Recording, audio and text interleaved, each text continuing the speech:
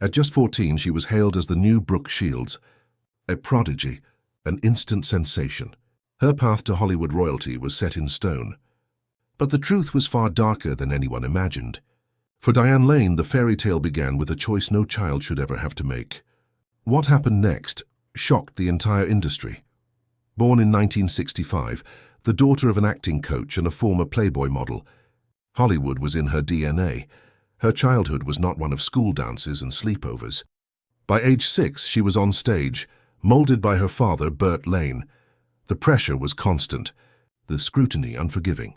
Her parents divorced when she was barely a year old, leaving a volatile custody battle simmering beneath the surface of her burgeoning fame.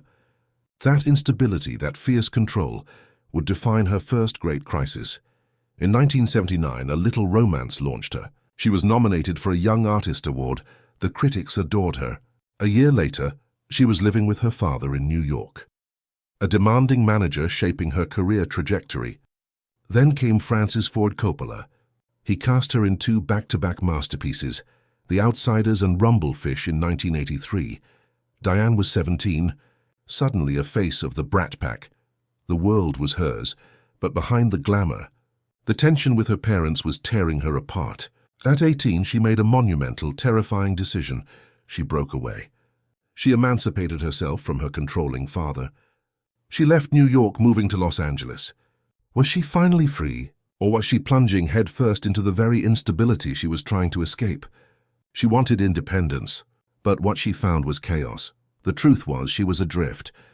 The emancipation, meant to be liberating, left her rudderless in the cutthroat 1980s film scene. She turned down Splash, a massive mistake. A string of box office failures followed, the dreaded jinx. The industry called her persona non grata. Her career stalled. Then came the relationship that stunned Hollywood, her lightning-fast marriage to Christopher Lambert in 1988, an intense, chaotic union defined by fiery passion and public turbulence. She was a vulnerable star, barely in her 20s, running from her past and straight into a dramatic partnership that overshadowed her work. The public saw a reckless starlet. What they didn't know was she was fighting for her very identity.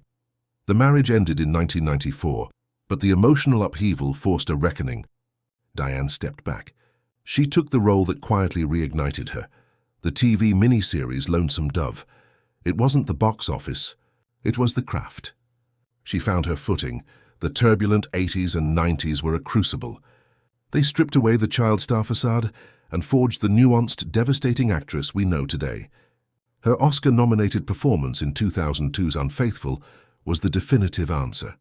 The instability faded. The talent remained. Diane Lane proved the quiet second act is often the most profound.